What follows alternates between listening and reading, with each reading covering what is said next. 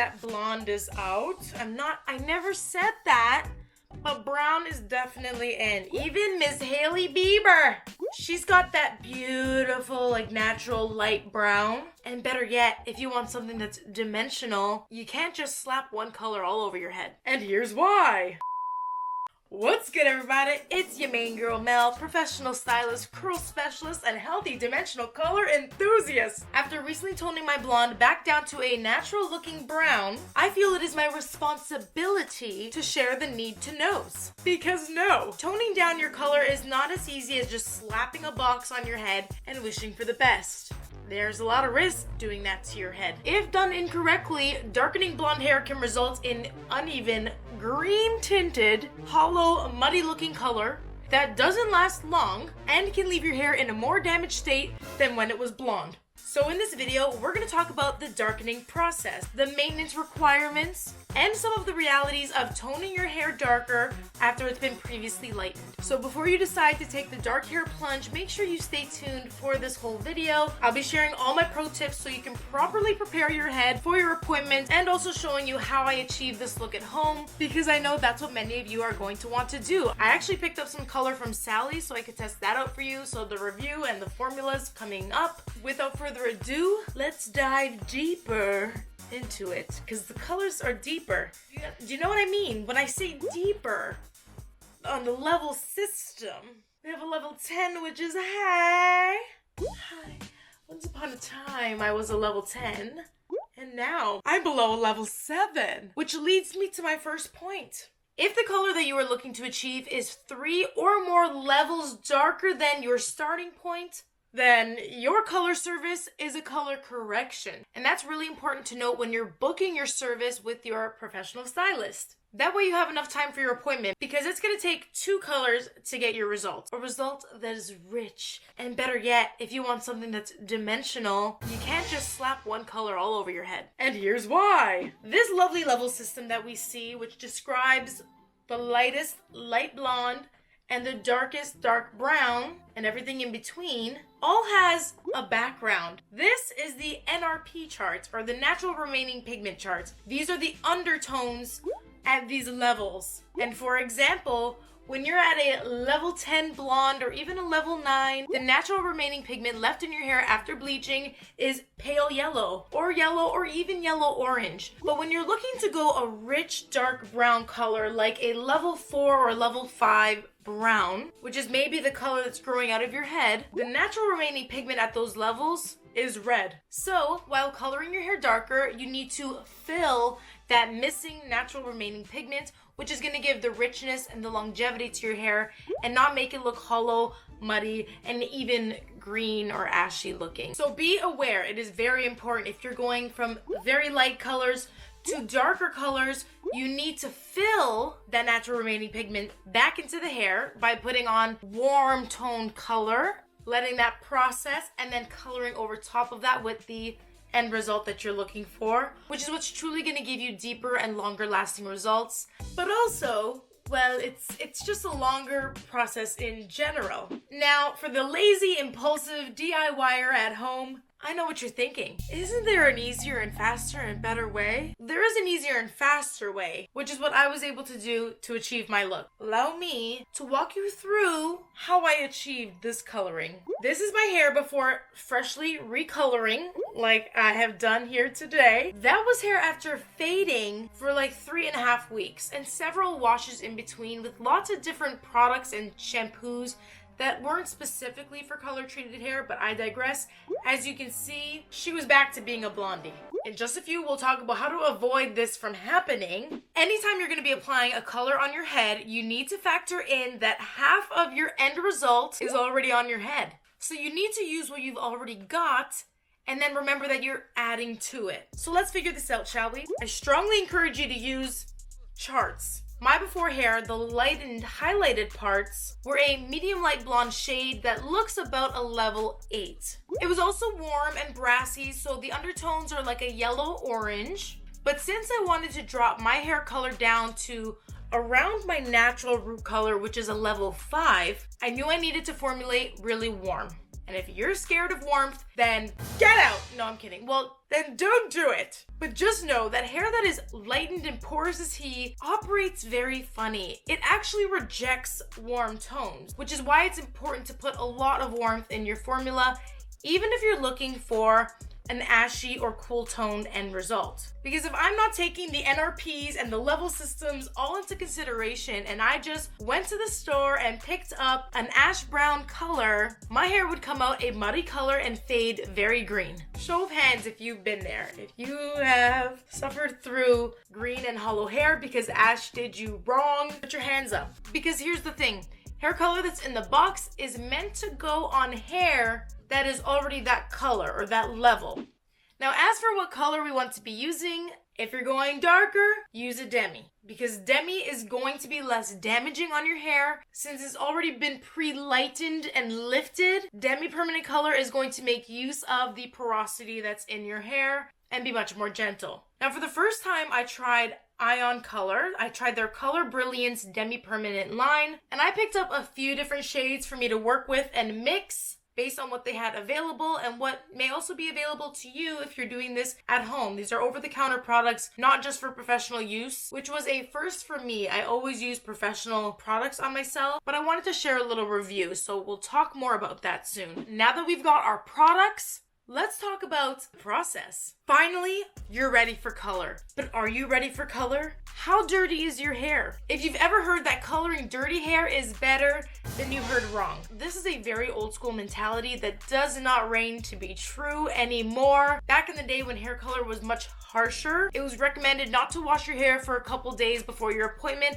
That way your natural oils could create a protective barrier over your scalp. But nowadays, products are much more gentle and it's become lost in translation that your hair should be dirty before your appointment, which is absolutely false. It's just going to create a barrier and make it harder for your color to get into your hair where it needs to be. So it's absolutely recommended to pre-wash and clarify your strands before your color. I always go in with the Malibu C Undo Goo pH 9 shampoo. It's an absolute amazing go-to, amazing clarifying treatment that I won't be using for a while now that my color is fresh. But it's the perfect product to use before coloring. Not only is it going to help to clarify your hair, but the high pH 9 shampoo is also going to help to soften your strands and swell them a little bit, which will make them a little bit more accepting of the color. That being said, if you have very high porosity hair and very damaged ends, you may also want to condition before coloring. One of the biggest challenges of lightening your hair is the porosity issues that it creates. So in my case, for example, the parts of my hair that were really blonde are going to be like a sponge and have the tendency to really grab onto the color very quickly. This can be really scary because it can make the color results look a lot darker than expected, which is not too much of a worry because like a sponge, it will also spit that color back out very quickly. But to prevent that color from aggressively grabbing, we want to make sure that we even out the porosity as best as possible. So you can simply use a conditioner. If it's a protein conditioner, that would be best. You can also use a protein filler, or I'm using K18, which is a professional only product. If you're getting this done in salon and your stylist offers K18, absolutely, do it. It's worth it. And it will also help to repair any previous damage in my hair to, one, protect it while coloring, but also help with the color longevity because color will hold way better to healthy hair than to super damaged hair. Now that I've prepped the hair shaft, you're gonna see me do something a little cheeky. I first start by mixing up a lighter color, which I am going to be foiling into my hair. If we recall, my blonde was about a natural level 8, so I'm just putting an 8 natural color on these highlighted pieces to keep them looking highlighted throughout my dark hair. This isn't so much highlighting any of my hair, but it's making use of the already present highlights and isolating them from the rest of my hair, which I will be coloring darker just so I could keep some dimension in my hair, which is really important for me and my curls, so that you could truly appreciate all of their glory. But if I already like the tone of my hair, I could even just use conditioner. before going in with the main shades. The first thing, we're going to be applying a root shade. Since my roots are a different color from my ends, I'm applying 2 different formulas. So I mixed together a 5N with some 7N warmth and applied that all over my base, aka my roots, keeping the root shade deeper for even more depth. Now, based on the reviews that I read, this Demi-Permanent color is also effective at covering or at least blending gray roots. So if you have some white or gray hairs and you're looking for some coverage or blending, I can't personally speak to how it will work, but I've heard good things. And first impressions mixing up this color, it has a really light floral scent. It's not strong or aggressive. There's no ammonia in the color, so it's not going to have that strong smell or have any lift in the color. Now, this color has a 25-minute processing time, which means I do want to work pretty fast. Right after the roots are on, I mix up my ends color, which we're doing after because, again, our ends are more porous. It's going to grab onto the color quicker. So we do those last. Please note that if you're looking to achieve my color, but you're not starting from the same starting point as me, then our end results are not going to look the exact same. But as a rule of thumb, because I needed to supply that warmth into these blonde ends, I'm making sure that at least half of my color formula is the warm shade and the other half is the natural deep shade. So I mixed a 7W with a 6N.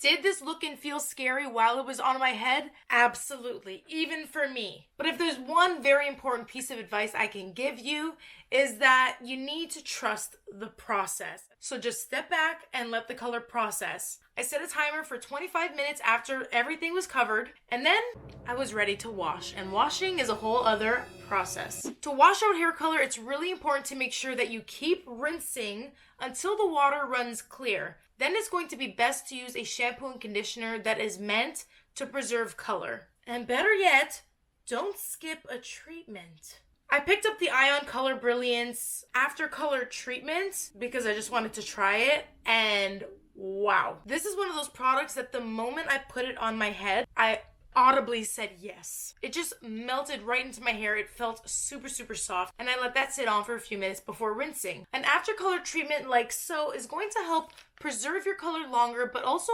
stop it from further developing if there is any chance that you left some product in your hair because you hadn't properly shampooed it. It's also going to help bring down the pH of your hair to help lock everything in, calm your cuticle, smooth it.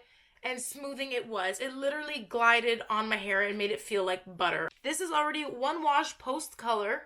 I used the rest of this packet today and I'm very pleased with how my hair looks. I don't think it really faded. However, post color, we're gonna need to do some maintenance. Besides using a shampoo and conditioner that is meant to conserve your color, I also strongly recommend getting a color depositing shampoo and conditioner or mask or leave-in even, whatever fits into your routine best. Color depositing products are going to help to enrich your color in between appointments, but most importantly, the best way to conserve your color is by spreading out your wash days. The less you wash, the longer your color will last you. But that's not all you can do. Make sure you're also using products that have UV and heat protection because that's going to help protect your hair from the sun and from high temperature hot tools. And I also recommend using antioxidant enriched products as well. I recently received the Olaplex No.9 antioxidant serum, which I'm still testing out, but I'm really loving it. It feels really hydrating, very slippery. It's great for detangling.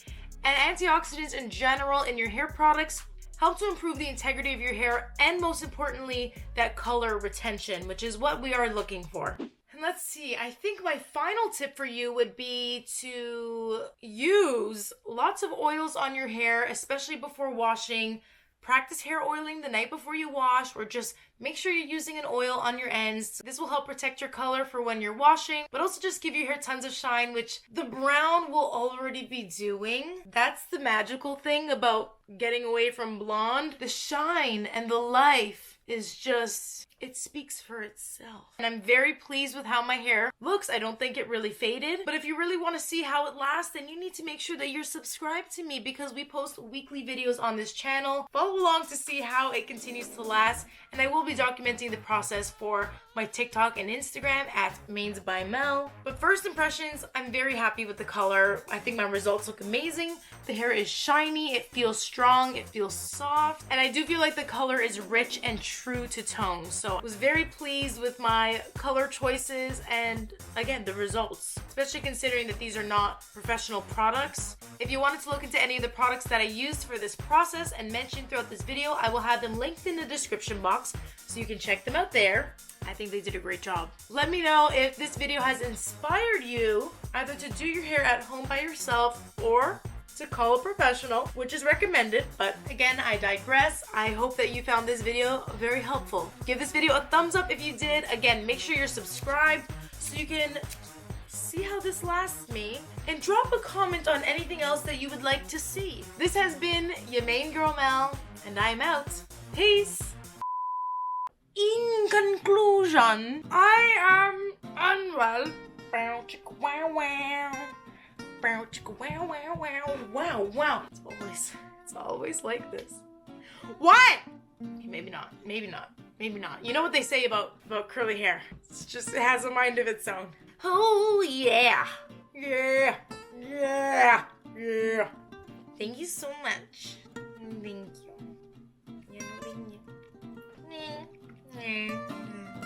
Thank you very much. Thank you very much. And even better yet, don't skeep. Don't skeep it. Don't skeep me. Okay? This. If you got buns, hon. Oh. Yes. Have you heard the good news? You finished. I finished. Yay. I have a pinched nerve in my back and it's really bad. It's like really bad. I can barely walk, so I don't think I'm gonna be able to walk. Oh no! Sally Beauty, this is pretty ugly. This is why I'm going to be coloring. Oh, I wish I could not write everything I sign. Da, na, na. You don't know what it's like being trapped inside my brain. It's a hell in here.